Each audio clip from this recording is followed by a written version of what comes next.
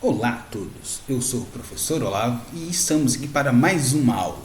Hoje eu farei uma revisão para alguns e uma primeira apresentação para outros sobre os conceitos fundamentais de vetores, parte 1. Então, vinheta.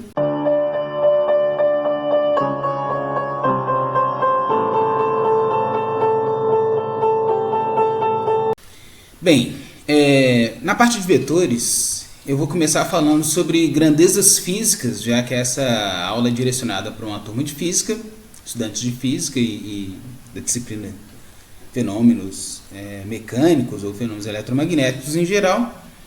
E eu vou falar de grandezas e unidades, as grandezas vetoriais, vetor unitário, operações com vetores, o significado geométrico do produto escalar, o significado geométrico do produto vetorial, falar sobre o produto triplo, encerramento e referências bibliográficas aqui. Então, grandezas e unidades na física, a unidade de comprimento é uma unidade padrão, que a gente chama de metro hoje em dia, é usada como metro, como padrão. O metro era anteriormente definido como a distância entre duas marcas da barra de platina guardada no Museu Internacional de Padrões Métricos, na França.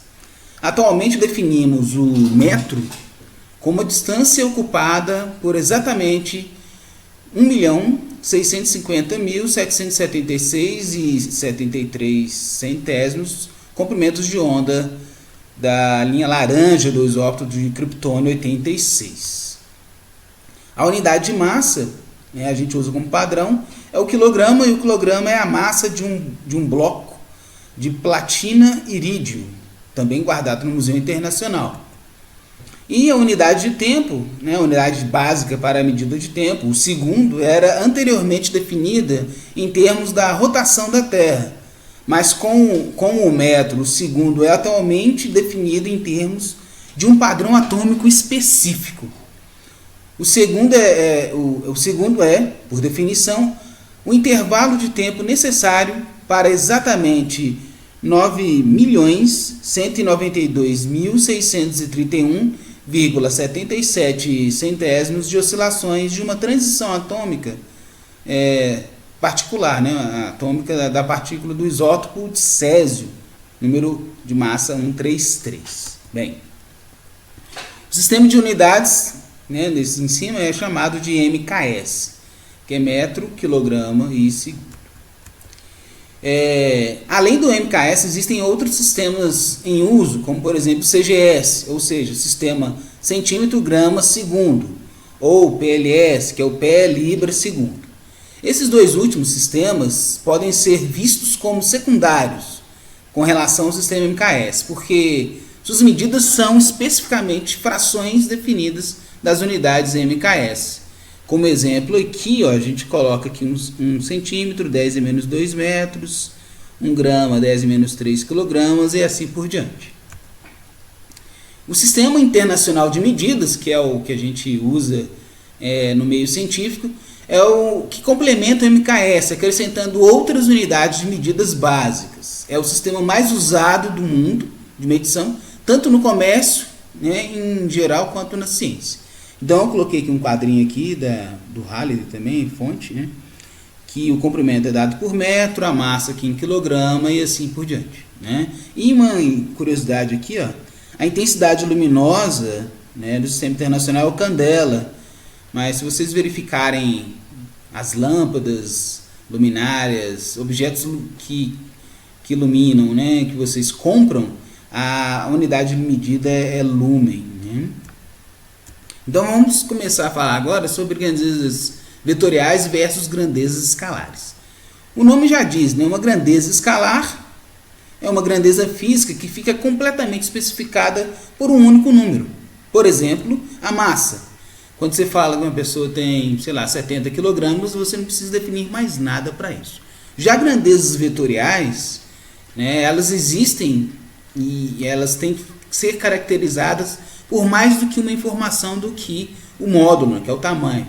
Então, existem certas grandezas físicas que possuem características direcionais. Por exemplo, esse vetor que eu coloquei aqui dentro desse cubinho, o vetor A ele está aqui nessa posição. Você pode escrever ele em termos das componentes do eixo. Ou você pode, por exemplo, falar sobre o módulo, falar se ele está na horizontal ou na vertical, se ele está de baixo para cima, cima para baixo. Você tem que definir uma direção horizontal, vertical, uma direção diagonal, você especifique, e ainda falar a orientação dele, se é da origem para fora ou se é da origem para baixo, ou seja, negativos, vetores negativos. Ou seja, a diferença de grandeza vetorial para escalar é que você tem que dar no mínimo 3 informações para determinar um vetor. No entanto, que uma grandeza escalar basta falar um módulo. Bem, então aqui eu coloquei mais uma informação, que os vetores, eles podem, na literatura, vocês podem encontrar eles grafados com negrito para diferenciar das grandezas escalares, ou então com uma setinha em cima, né? Então é comum vocês encontrarem na literatura essas duas anotações para determinar um vetor. Então vamos começar a fazer produtos, né? Produtos com escalares é fácil. Somar e subtrair massas, somar e subtrair comprimentos, não há nenhum problema. E para fazer operações com vetores, eu vou elencar aqui principalmente 2 tipos de operações. A primeira operação é o que a gente chama de produto escalar. Como o próprio nome diz, o resultado de um produto escalar é um escalar, ou seja, eu estou pegando 2 vetores, fazendo um produto entre eles e tendo como resposta um número. Uma maneira de fazer esse produto escalar é representada aqui por um pontinho, né? A gente lê aqui A escalar B. Esse produto é também chamado como produto interno. E a definição dele é a seguinte, por exemplo, se eu tenho um vetor A feito de AX na direção X, AY na direção Y, AZ na direção Z, e o vetor B também, feito por BX, direção X, BY na direção Y e BZ na direção Z, a gente define o produto escalar de A com B como sendo essa fórmula aqui, ó. X com X somado Y com Y somado com Z com Z. Nota que o produto escalar aqui me retorna um número, né? Porque eu estou pegando o número na direção X vezes o número na direção X de A e de B, somando com o número da direção Y de A vezes o número da direção Y de B e assim por diante. Então esse resultado aqui é um número. Outra maneira de enxergar esse produto escalar é em termos de projeções. A gente pode pensar que o A escalar B é como se fosse a sombra que o vetor A faz no vetor B. Então, uma maneira de obter esse mesmo valor de cima é pegando o módulo do vetor A, ou seja, o tamanho do vetor A, o tamanho do vetor B e cosseno do ângulo que forma entre os 2 vetores. Já o produto vetorial, como o nome diz, ele me dá como resposta um vetor, né? A gente tem aqui a forma de grafar o produto vetorial é com esse xizinho entre os vetores aqui, e é definido pelo vetor que é perpendicular a ambos a este, ou seja, a resposta de A vetorial B é um produto, um vetor que está ao mesmo tempo a 90 graus do A e a 90 graus do B. Em breve vou fazer uma ilustração aí. Mas uma maneira de definir esse vetor aí é por meio de uma matrizinha, ou então esse produto aqui, ó, que dá como se fosse o determinante de uma matrizinha, que eu vou falar logo à frente aqui. Mas, por exemplo, a direção X desse novo vetor, tá vendo? Ó, a primeira componente aqui, ó, na minha equação 1.9 aqui. O primeiro componente, que é o X, ele é dado por YAYBZ menos AZBY. Uma maneira mnemônica de guardar esse produto é pensar na sequência XYZ. Pensa comigo, ó. Eu tenho a direção X da resposta. A direção X da resposta é feita de quem? Esse cara aqui Y e esse cara aqui B. Ou seja, a direção X da resposta vai ser AYBZ, para ficar XYZ, menos o inverso disso daqui. Então é XYZ menos XZY. Então fica AYBZ, que é o componente x, menos o inverso. E assim eu continuo. Por exemplo, a direção x do vetor resposta, como é que ele é feito? Direção y do vetor resposta, como é que ele é feito? É YZ e eu continuo x. Então a direção y é y, a resposta y é o AZBX, né? Porque o A, continuação Z, então é AZBX, menos o inverso disso daqui. E por fim, a direção Z é dada por ZXY. Então a direção Z é o AXBY, menos, aí eu inverto essa componente aqui. Isso aqui sai direto se a gente montar essa matrizinha aqui, ó, de produto vetorial. Eu vou colocar na primeira linha da matriz os componentes x, y, z, que vão estar na minha resposta. Na segunda linha, o primeiro elemento do produto aqui. E na terceira linha, o segundo elemento do produto. Então, nota que sai direto. Por exemplo, determinante dessa matriz aqui, como é que ele é? Eu posso pegar o exemplo de cofatores, né? Então, eu pego o elemento I, no caso aqui, direção I. A direção I, eu tiro esse daqui, tiro essa linha e essa coluna, e faço o determinante do menor, lembra lá do cofator? E como esse aqui é o elemento A, eu vou pegar os valores positivos desse determinante aqui. Então, vai ficar assim, AYBZ menos AZBY. Usando cofator, então, em direção X fica exatamente isso. Cofator na segunda coluna aqui, eu tiro a primeira linha, tiro a primeira coluna e nota que a posição desse cofator aqui é o quê? Ele é o primeiro é o elemento 1, linha 1, coluna 2. Então, o cofator aqui é um número negativo. Então, eu tenho que fazer menos 1 vezes o determinante do menor aqui. Ó. Então, só usando a caneta aqui, para ficar mais claro, eu tenho que fazer o seguinte, ó, para pegar esse caso aqui, o cofator, né? Deixa eu usar aqui.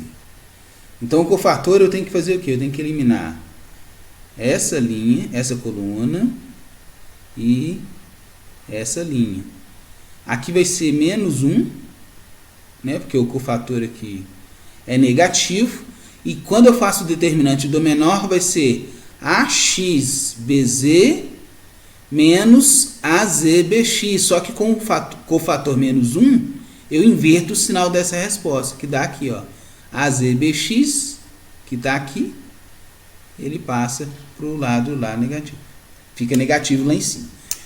Outra maneira de observar, de enxergar o produto vetorial é em termos aqui do módulo, né? Qual é o módulo do A VEC B, ou A produto vetorial com B? Módulo de A, módulo de B, seno do ângulo entre os vetores. Né? Então, notem, enquanto aqui eu tenho um cosseno, aqui embaixo eu vou ter o seno. Então, o produto vetorial está associado ao seno, e o produto escalar está associado ao cosseno. Então, em termos geométricos aqui, né? Então, eu estou pegando primeiro o A escalar B aí, ó. Então, a equação acima pode ser vista como uma definição alternativa do produto escalar, né? A gente já viu que a gente pode usar os componentes de vetor, ou então eu posso usar essa nomenclatura aí. O A escalar B é igual ao comprimento da projeção de A sobre B vezes o comprimento do vetor B. Ou seja, se o produto AB é nulo, significa o quê? Que um vetor não faz projeção no outro, não faz sombra no outro. Então quer dizer que eles são perpendiculares, como indicado aqui.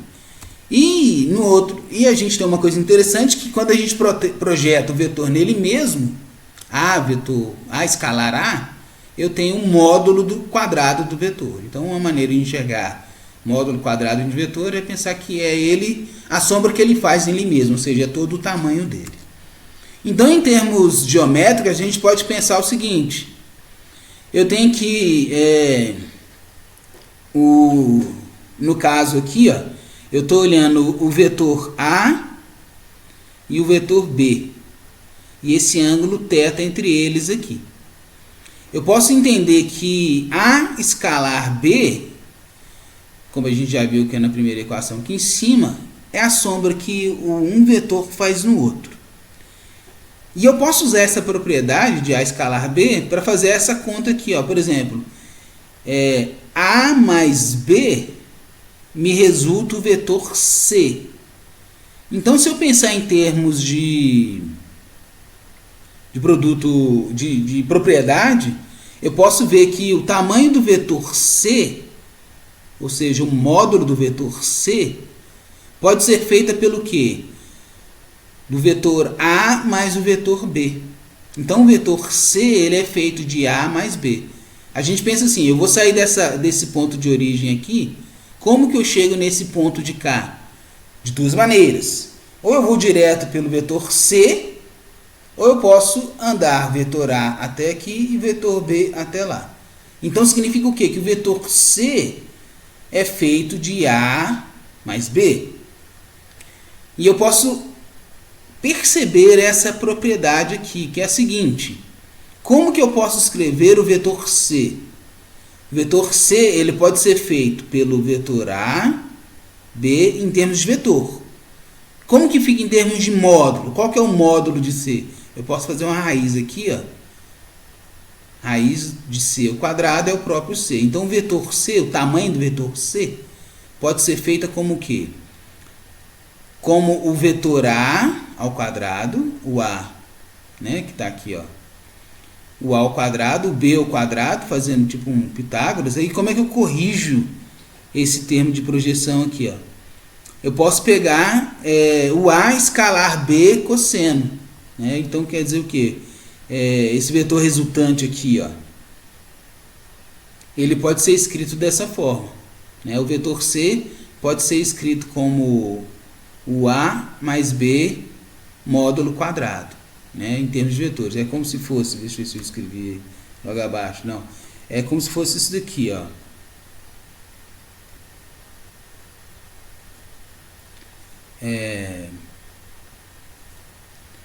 O vetor C ele é igual ao vetor A mais o vetor B. Então, se eu pegar o módulo de C ao quadrado, isso daqui é igual a pegar o módulo de A vetor mais B vetor ao quadrado. E quando eu faço isso daqui, é como se eu fizesse... deixa eu voltar aqui. É como se eu fizesse...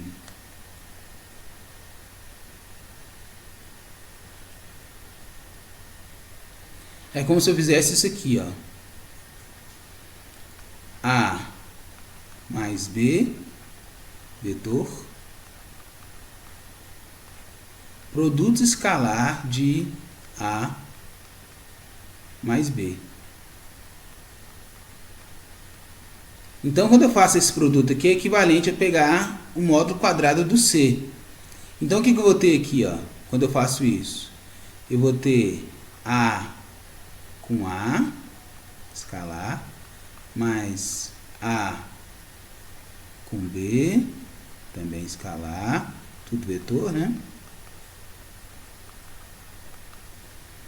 Mais B escalar A, e por fim, B escalar B. Então, essa parte que a gente viu vai resultar aqui no módulo de A. Essa outra parte aqui, ó, do fundo aqui, ó. Aqui eu coloquei já um quadrado já, né? Deu um spoiler aí. Mas o B escalar B vai me dar esse módulo de B quadrado.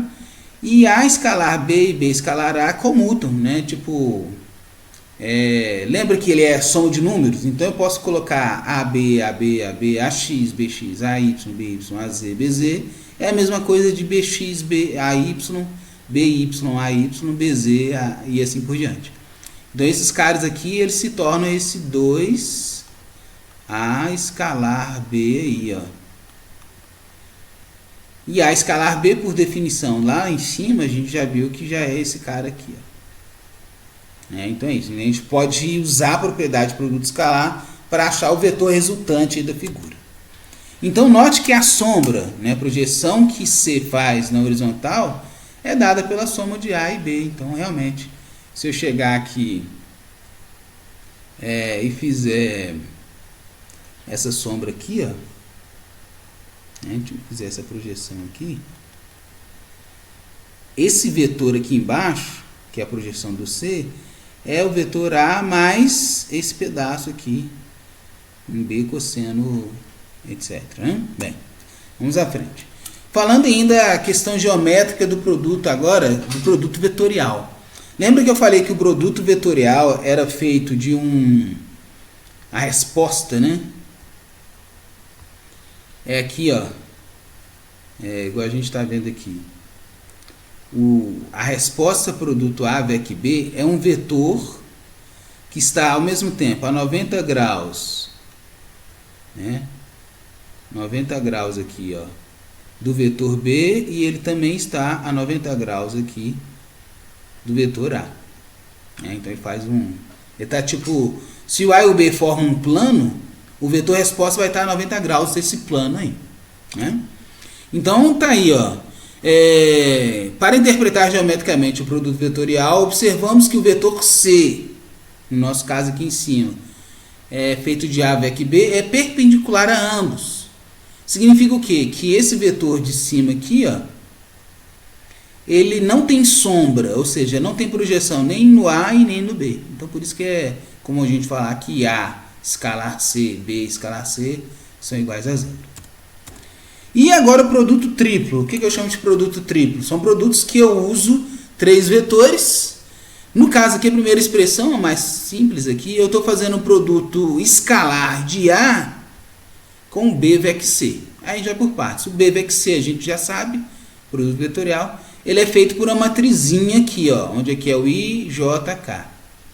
E enquanto que A escalar, então vamos chamar esse vetor aqui, ó, de um vetor D, um vetor R de resposta. Então, por exemplo, se esse vetor aqui, ó,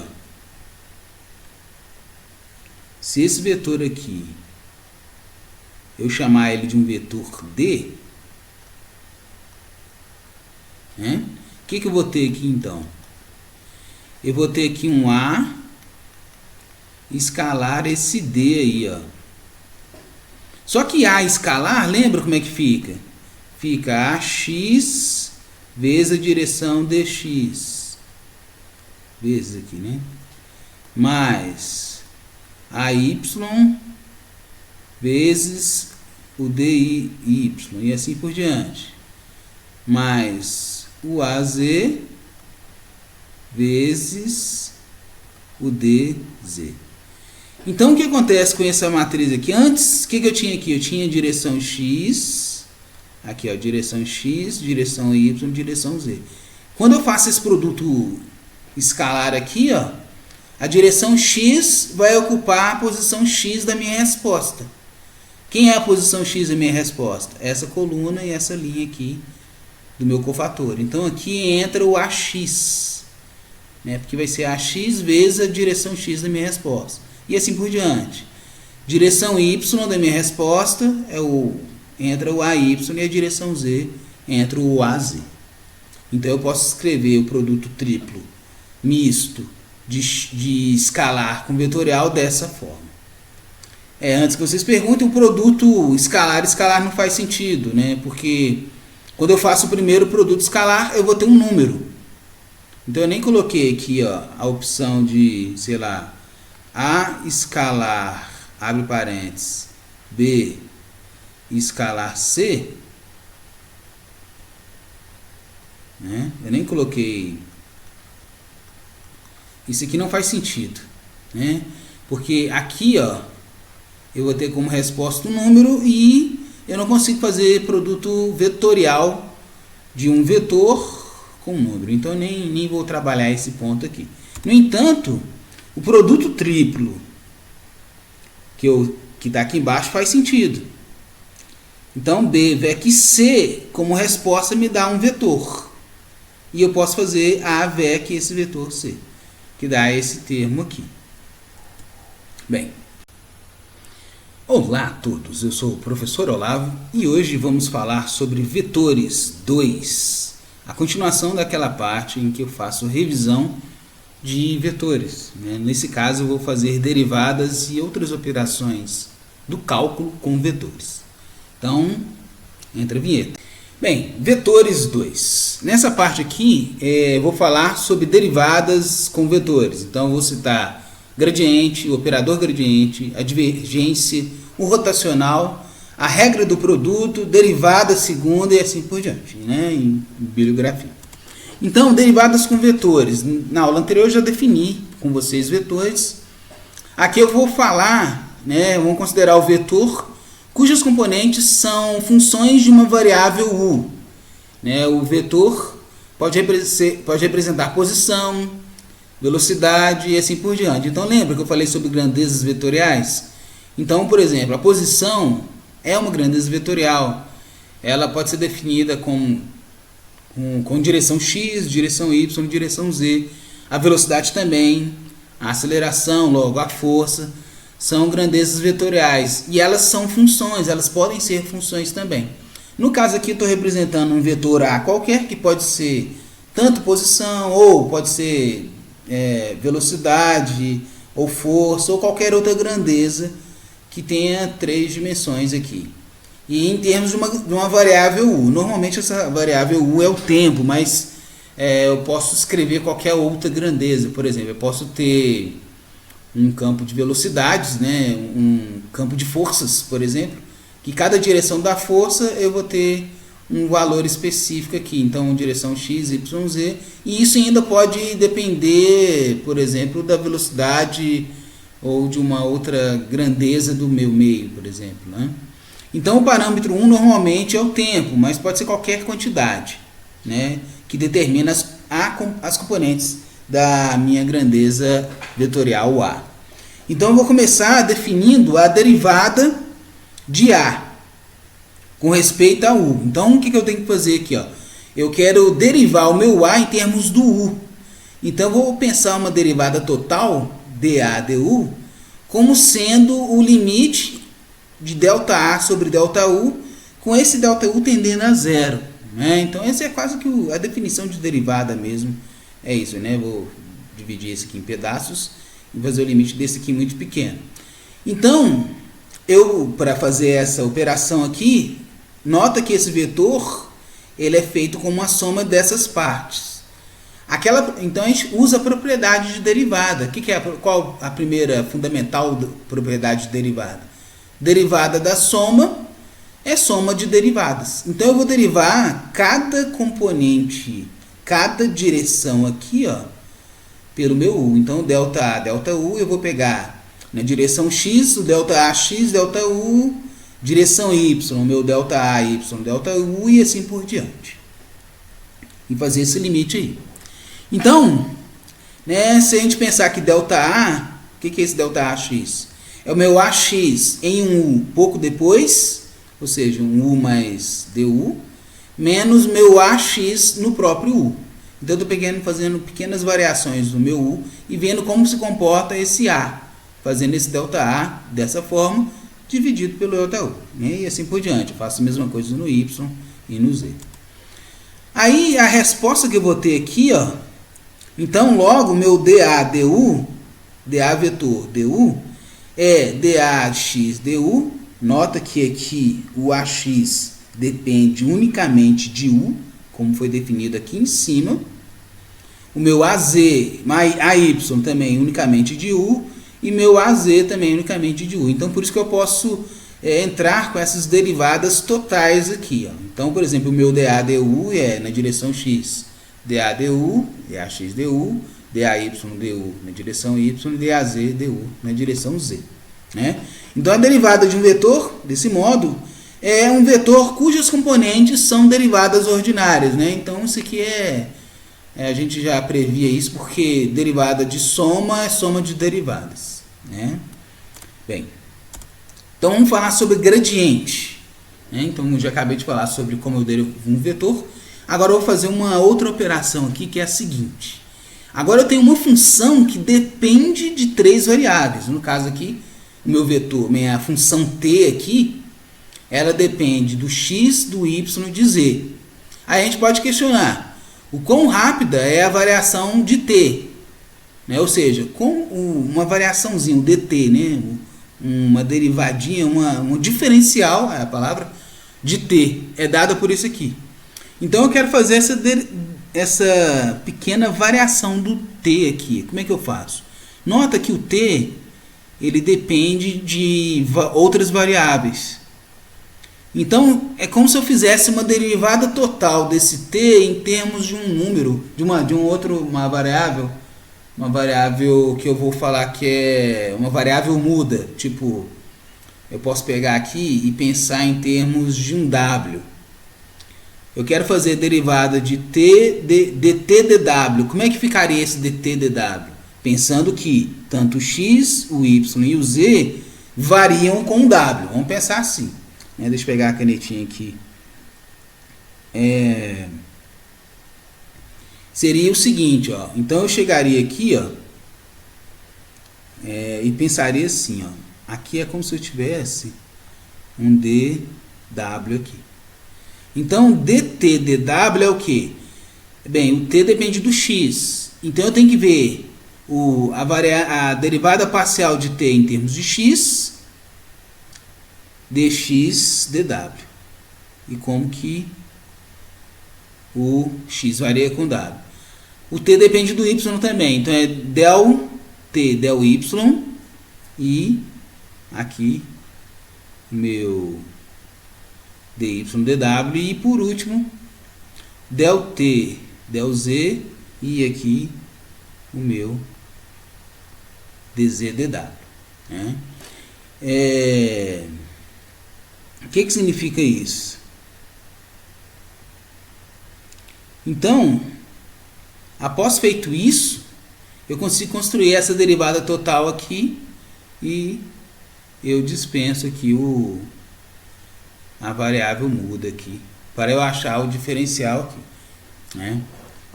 Bem, podemos usar esse produto na forma de produto escalar. Por exemplo, eu posso pensar que o meu dt, né, se eu pegar aqui as direções aqui, ó, é feito do produto escalar disso aqui. Realmente, se eu observar essa resposta aqui, ó, o que eu tenho aqui? Eu tenho alguém, eu posso pensar em alguém na direção x vezes alguém na direção x, alguém da direção y vezes alguém da direção y, alguém da direção z vezes alguém da direção z. Então esse dt aqui em cima, ele pode ser escrito como esse vetor aqui, ó.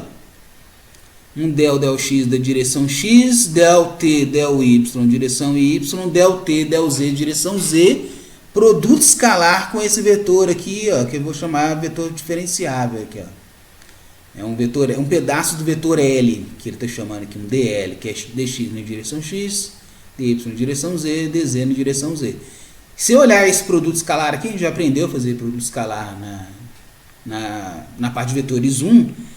Produto escalar, em termos de vetores assim, ele é feito de x com x, y com y, z com z, que recobra esse termo aqui em cima. Então esse dt aqui pode também ser escrito como del t, dt, dl.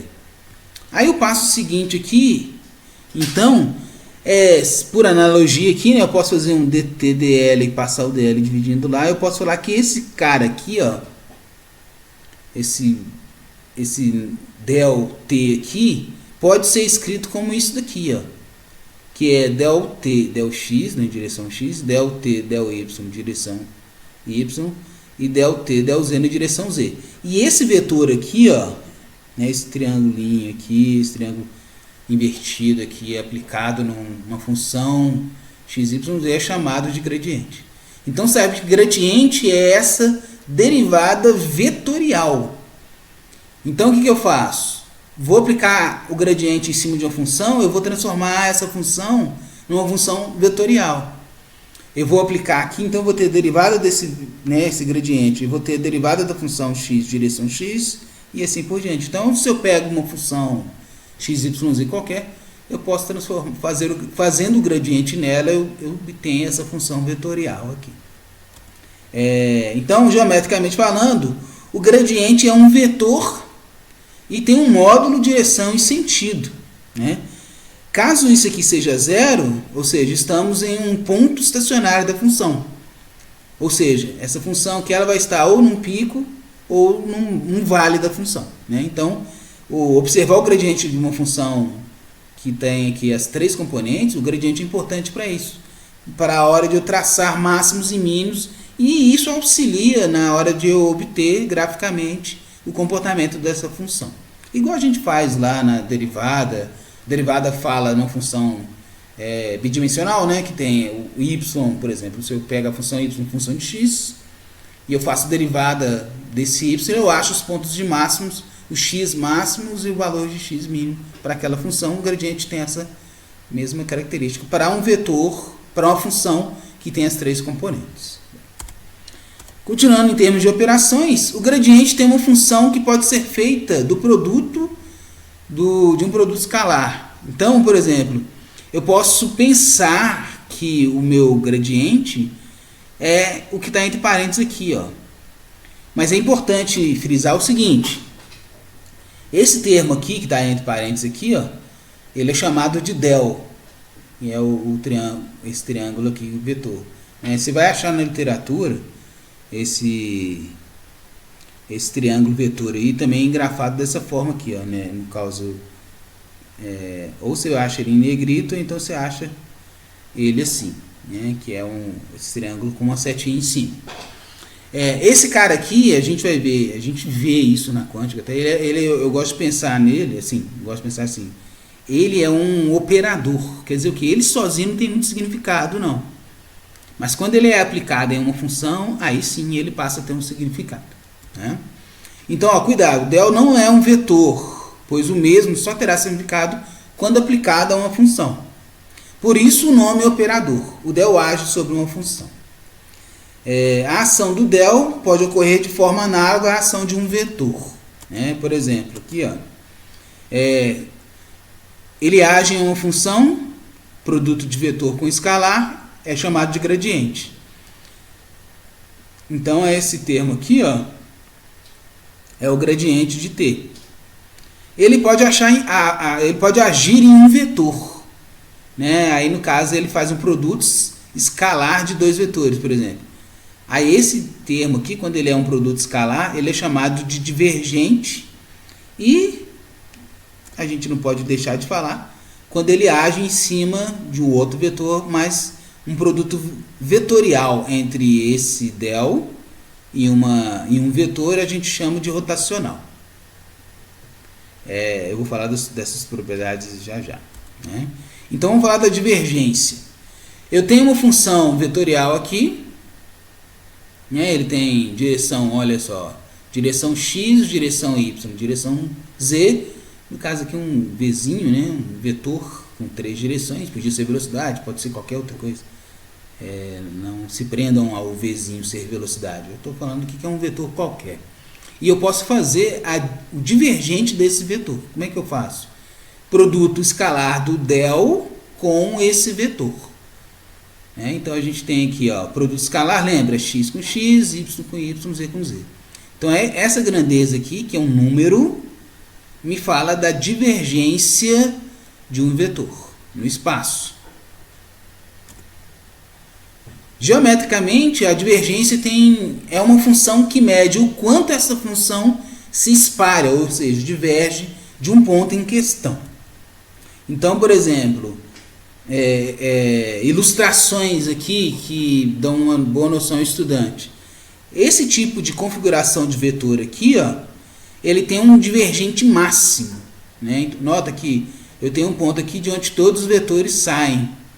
Então, esse tipo de imagem, esse tipo de configuração, quando eu faço o divergente desse tipo de função, eu tenho um valor máximo positivo. Esse tipo de função aqui, ó, nota que ele não espalha para lado nenhum, ele está indo constante para uma direção. ou para outra, podia ser para baixo, para o lado, ou diagonal. E os vetores também não aumentam, o campo vetorial é constante e numa direção só. Quando se faz o divergente desse tipo de configuração, a gente tem um divergente nulo, né? Que é o caso aqui. E no caso que, nesse caso aqui, ó, esse divergente aqui, ele não é máximo e nem é nulo, né? Então, porque a gente tem, é como se eles estivessem indo na direção para cima e aumentando aqui, são cada vez maiores na direção superior. Esse divergente aqui é não nulo, mas também não é máximo, igual é esse caso aqui. É só para ter uma noção sobre, você bater um olho no campo vetorial e já percebeu, opa, esse cara tem alguma divergência aqui. Então eu posso achar algumas propriedades disso aí, né? Bem, sobre o rotacional. O rotacional, como eu já tinha definido antes, é feito do produto vetorial do del com a função vetorial que eu tenho. Lembrando lá que produto vetorial a gente faz montando essa matrizinha aqui. Primeira direção, na segunda linha os componentes desse cara e na terceira linha os componentes desse cara. A resposta vai ser o determinante dessa matriz aqui. A gente sempre faz por cofator, tipo a direção X vai ter esse produto interno, a direção Y. O cofator é negativo, então ele inverte o matrizinho aqui e assim por diante. Geometricamente falando, o rotacional de uma função mede o quanto essa função circula em torno de um ponto em questão. Então eu gosto de colocar em termos de imagem aqui, né? Esse tipo de campo vetorial aqui, ó, nota que claramente ele tende a girar em torno desse ponto aqui da origem, no caso. Podia ser outro ponto, não a origem, mas ele gira aqui. E ele ainda aumenta, ou seja, os vetores, à medida que se afastam do centro, eles aumentam de módulo e eles formam esse campo aqui. Então esse tipo de campo ele tem um rotacional máximo e positivo. No caso aqui está girando no sentido anti-horário, né? Esse tipo de caso aqui, ó, ele, por exemplo, se fosse tudo constante para uma direção ou tudo constante para outra, seria zero, né? Nem vou colocar esse caso aqui. Mas esse caso aqui é um caso interessante que ele tem um pouco de giro aqui em torno da origem, se você olhar. Ó. Eu tenho um vetor para cá que aumenta e vetor para lá que aumenta. Ele é pouco, ele não é máximo igual a esse, mas ainda assim ele tem um rotacional não nulo, né? E regra do produtos aqui. Então vamos fazer agora outras operações, né? Vamos observar propriedades desse del. Por exemplo, eu quero aplicar o del num produto de funções. É igual aplicar uma derivada em um produto de funções, ou seja, primeiro vezes derivado do segundo, segundo derivado do primeiro e assim por diante. O produto triplo aqui, ó, lembra que a gente tem aquele produto triplo, o del aplicado nesses dois. Ele tem essa característica aqui, ó. Função vezes vetor. Como é que a gente faz função vezes vetor e eu faço um del, faço um divergente disso, de função vezes vetor? Eu tenho que fazer aqui, ó, função vezes divergente do vetor mais vetor escalar gradiente da função. E assim por diante, né? Produto escalar. Aqui eu estou fazendo o gradiente, o divergente de A escalar B, de A vetorial B, desculpe. Então eu estou fazendo divergente de A, B. Então eu tenho que fazer distributiva aqui, ó. Então eu vou fazer o B escalar, aplico esse cara aqui no primeiro, menos o A escalar, aplico esse cara aqui no segundo como divergência. Bem, eu vou passar rapidamente pelo restante aqui, porque essa propriedade é semelhante à de cima, basta eu trocar aqui por uma função. Então, ó, vou fazer o rotacional de função vetor A, então é função rotacional de A, menos A vetorial gradiente da função. Aqui o produto triplo é semelhante ao que a gente viu lá, então assim, divergente, o rotacional de A vec B é aquela propriedade que a gente tem de vetores lá, produto de vetores. Bem, Fazendo o passo a passo divergente do produto. Então, vou olhar isso aqui. Ó. Esse caso aqui, eu estou fazendo um divergente de um vetor, de uma função, né? de uma função vezes um vetor. Então, esse divergente, lembra? É a direção x, direção y, direção z. Quando eu dou mais um passo aqui, ó, eu estou fazendo a derivada, lembra? Derivada do produto, o que é? Derivo primeiro vezes o segundo, que está aqui, mais primeiro derivada do segundo. E eu faço isso dentro de cada chave dessa aqui. Ó. E se você observar bem, ó, eu consigo escrever o del A, del x, somar com del f, del x, a, x, del f, del y, a, y, del f, del z, a, z. Isso daqui é o gradiente de f v escalar o a. Notoriamente isso. Né? Então, a gente tem que... Eu derivei as funções e multipliquei pelas componentes dos vetores. Então, é isso aqui. E o que sobra aqui, ó, é um del A, del x, del A, del y, del A, del z com o f em evidência fora. Então, eu coloquei o f aqui em evidência e ficou aqui o divergente do A. Né? Mais uma... bem... Outras regras de produtos que úteis aqui, né? A gente tem aqui o f por a, então assim, derivada, é como se fizéssemos a derivada da razão. O que é a derivada da razão? De baixo ao quadrado e aplica em cima. Como? O de baixo derivado do de cima, menos o de cima derivado do de baixo. E a mesma coisa para produto, nesse caso o produto escalar aqui, que é o gradiente, é o divergente, e também para o caso do rotacional. É a mesma propriedade de quociente aqui. Né? E falando sobre derivadas segundas, então, por exemplo, utilizando novamente a definição do operador gradiente, podemos construir derivadas segundas. Nesse caso aqui, o caso 1, eu tenho aqui o gradiente da função t, e eu vou fazer o nabla, o del, aliás, em cima desse cara. Então, nota o que eu tenho aqui. Aqui dentro eu tenho um vetor, eu vou fazer produto escalar com outro vetor. Então, é x, x, y, y, z, z. Produzindo esse termo quadrático aqui, ó, derivada segunda do t de 2, mais derivada segunda, mais derivada segunda. Esse termo aí, ele é conhecido na literatura como laplaciano. Ele é muito útil aí, muito utilizado para determinar máximos e mínimos, região de crescimento ou encolhimento de função. Né? Também escrito dessa forma, que ó, a gente pode falar que esse cara aqui, ó, é um del 2 em cima do vetor. E também esse aqui tem o mesmo resultado do que a gente tinha lá em cima. E uma coisa que a gente tem é que gradiente rotacional do gradiente é zero. Lembra aquela visão que eu passei sobre as características de grandezas vetoriais do rotacional e do divergente? Então, por exemplo, quando eu aplico um rotacional numa função, eu verifico a característica de giro dela, como se ela tivesse uma tendência a girar. E o gradiente tem a característica de espalhar. Enquanto você aplica uma e a outra, é como se você zerasse a função. E isso aqui tem propriedades importantes no futuro lá. Tá? Eu vou usar isso, por exemplo, em alguns conceitos de física, né, demonstrações das equações de Maxwell, lá no final da física eletromagnética. O gradiente do divergente não necessariamente é nulo, né? Então, assim, a gente até viu que isso aqui é um vetor, eu posso ter valor aqui não nulo para esse caso. Né? Eu posso construir uma função que depende de x, y, z nesse produto escalar aqui, né?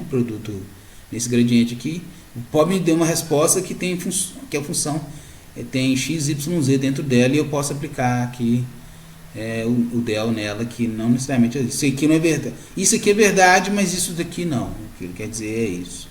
Então é importante notar que este é uma maneira diferente de escrever o laplaciano, ou seja, isso daqui, ó, isso aqui, escalar isso, v, é diferente de eu ter essa resposta né? É um caso em que a ordem dos fatores alteram, sim.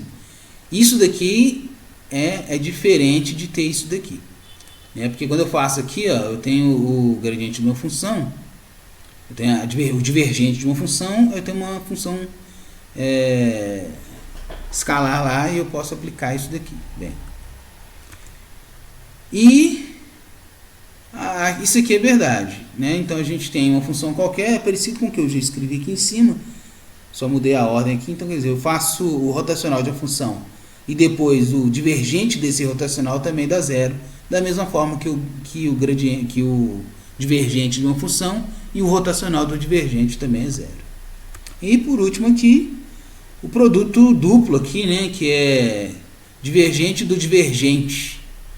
Isso que dá essa grandeza aqui, que está relacionado com aquela primeira aula da demonstração de produto triplo lá. Bem, e é isso. Gostou, né? Bem, eu me diverti. Curta e compartilhe o conteúdo que estou produzindo, para chegar a mais pessoas que possam gostar também. Até o futuro.